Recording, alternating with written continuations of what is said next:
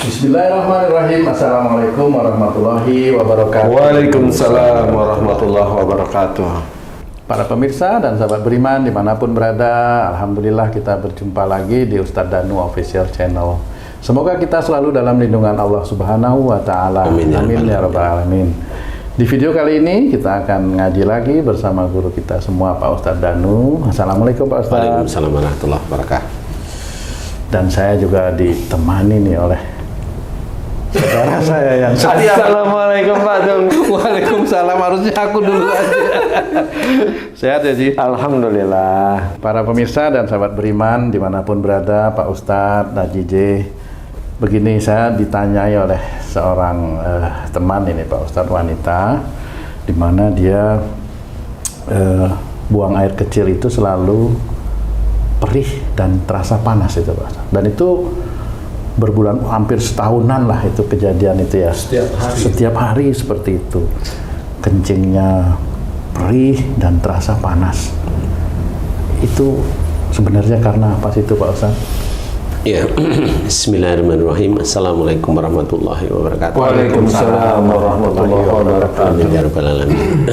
Jadi mohon maaf sebelumnya. Jadi kalau organ kewanitaan atau organ laki-laki, organ vital maksudnya ya, organ vital kewanitaan sama organ vital laki-laki itu kalau pada saat buang air kecil itu perih, panas, sampai kadang-kadang sampai saking sakitnya itu gigil ya. Itu ada beberapa hal yang dahulu sering dilakukan.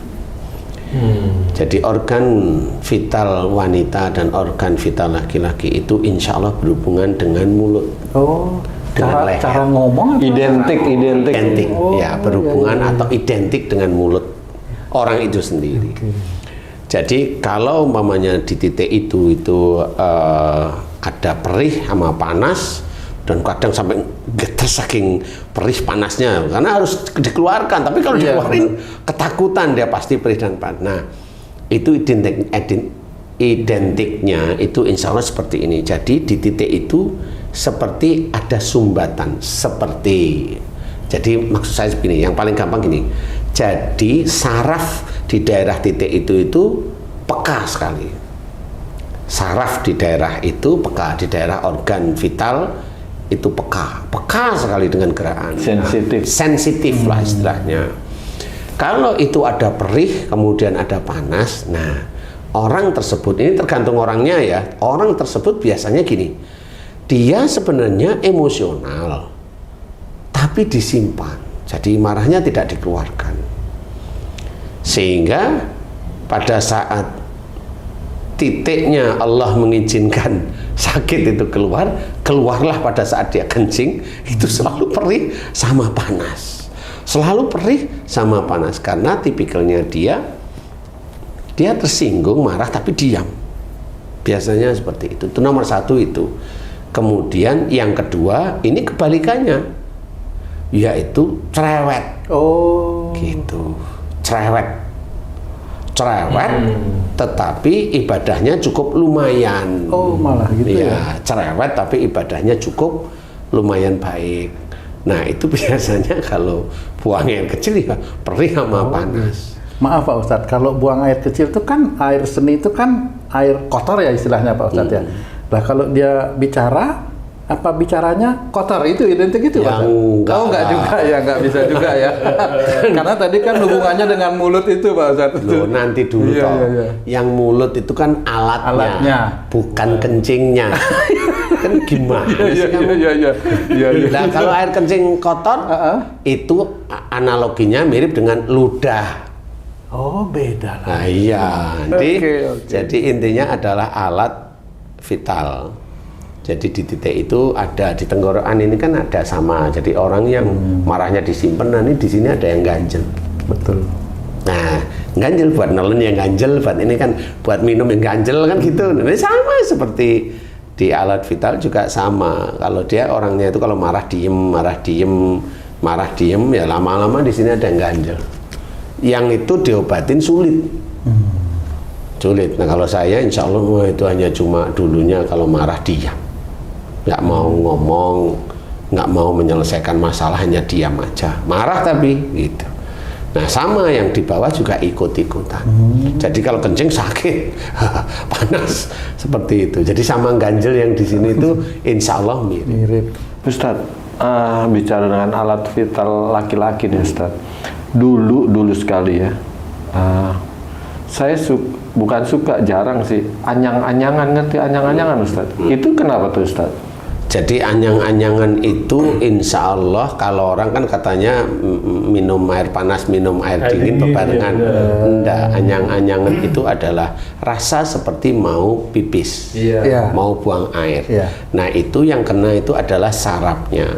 Jadi rasa pingin buang air itu insya Allah disebabkan karena biasanya ini ya, biasanya itu ada, ini kalau anak kecil, ada salah satu orang tuanya yang mau ngomong nggak jadi, mau ngomong nggak jadi. Jadi istilahnya ada masalah yang cukup lumayan besar. Nggak jadi itu disebabkan karena takut? Takut, bisa bener. Takut atau bagaimana itu begitu. Nah ini biasanya anaknya sering anyang-anyangan. Seperti kalau yang gede itu anyang-anyangan, ya begitu insya Allah sama. Jadi dia juga ada masalah yang cukup lumayan besar. Dia nggak bisa ngomong, nggak bisa ini, nggak bisa itu karena bisa aja takut, bisa aja memang begitulah sepertinya. Nah itu insya Allah anyang-anyangan itu dari situ. Jadi kalau mau tidak anyang-anyangan ya kalau ada masalah selesaikan dengan baik, sehingga sesuatu di dalam organ alat vital laki atau perempuan yang seperti anyang-anyangan itu, sesuatu itu nanti tidak ada. Maksudnya tidak memengaruhi saraf di daerah situ yang sebenarnya pengen buang air kecil tapi nggak bisa. Betul. Dan itu nggak nyaman.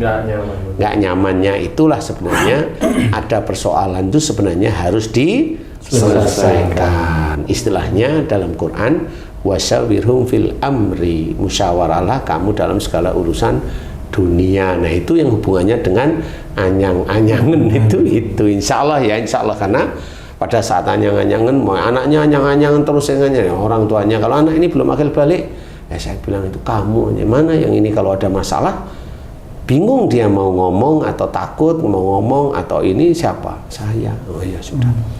Hanya mohon ampun titik itu nanti insya Allah anyang-anyangan hilang. Nah setelah mohon ampun ya hilang. Kalau ada masalah selesaikan. Nah biasanya ngomongnya habis ini. Suami saya itu seringnya kalau saya ngomong marah Ustaz. Nah kan akhirnya kan takut. Kan gitu ya. Oh ya sudah. Akhirnya dua-duanya dinasihatin ya janganlah, kan ada masalah. Masa masalah maunya marah kan gitu. Saya ingat anyang-anyangan waktu saya ke tempat Ustaz tuh di Jogja tuh dulu sekali waktu peresmian Bebek Vanda. Ustaz saya anyang-anyang udah istighfar. Alhamdulillah sembuh. Padahal istighfarnya nggak tahu yang mana nih. Cuman istighfar itu bisa Pak Ustaz seperti itu Pak? Itu bisanya barangkali itu karena haji itu langsung paham bahwa ini ada kesalahan saya di sini walaupun nggak tahu gitu. Yang mana gitu? Yang mana? Tapi kan sekarang sudah terkorek. Sudah terkorek. Jadi kalau ada masalah dengan istrinya, haji itu bagian yang benar gitu dia. Enggak sekarang tuh. Enggak dulu maksudnya dulu gitu. Dulu ya. Seperti itu. Sama loh sama Tung itu juga gitu. Kalau ada masalah dengan istrinya itu cuma maaf begitu. Suruh maaf aja susah dia. Enggak susah kok sekarang. Insya Allah. Dulu ya. Dulu udah salah disalahin malah marah. Orang lain. Jadi insya Allah seperti itu. Jadi anyang-anyangan perih yang dan panas pada saat buang air kecil itu, insya Allah coba pahami bahwa itu sering kalau ada persoalan itu sering emosi walaupun diam, marah diam, jengkel diam itu udah menandakan besok-besoknya berapa tahun itu insya Allah muncullah seperti itu. Itu perih panasnya itu bukan disebabkan karena batu di saluran. Beda. Itu kalau dia ada kasus kalau pas buang air kecil itu keruh sekali seperti ada pasir. Nah itu berarti ini batu ginjal. Tapi ini kan bersih ya. Jadi dengan catatan bersih lah. Insya Allah hanya itu aja. Jadi kalau ada sesuatu musyawarah yang baik seperti itu. Nah, insya Allah perih sama ini insya Allah hilang. Kemudian kalau udah tahu seperti ini, Ya mohon ampunlah pada Allah Ta'ala. Ya Allah, jika saya buang air kecil perih, panas, jika itu disebabkan karena dulu saya kalau ada masalah, sebutkan, entah itu dengan istri, entah itu dengan suami atau dengan orang tua, saya jengkel, saya emosi, tapi saya diam. Jika itu salah di hadapanmu, ya Allah, ampuni dosa-dosaku. Astagfirullahaladzim. Seperti itu. Paling nanti beberapa kali doa, insya Allah mulai reda. Nah, biasanya orang yang sakit itu mencari kesalahan orang lain. Artinya ini sakit gitu. Gara-gara kamu sih. Gara-gara kamu. Jadi yang seharusnya dia bertobat, mohon ampun, malah menyalahkan orang lain. Nggak boleh. Itu. Nggak boleh. Atau gara-gara saya makan empeng itu ya nggak boleh. Nyalain makanan malah. Itu menghujat makanan nggak boleh. Dalam hadis itu nggak boleh menyela makanan, memperburuk makanan, memburukkan makanan, tidak boleh. Kalau memang makanan itu halal, tidak boleh. Tensi saya tinggi gara-gara makan daging kambing, tidak boleh seperti itu. Itu dosa sebenarnya. Saya pusing gara-gara kena sinar matahari langsung, tidak boleh. Itu sama.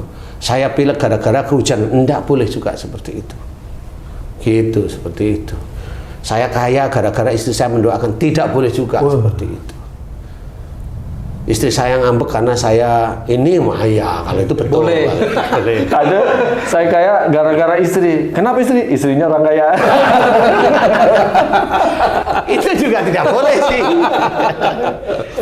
Karena dapat istri kaya itu tetap atas izin Allah, makanya tetap tidak boleh seperti itu. Ya. Kalau kita mau lurus.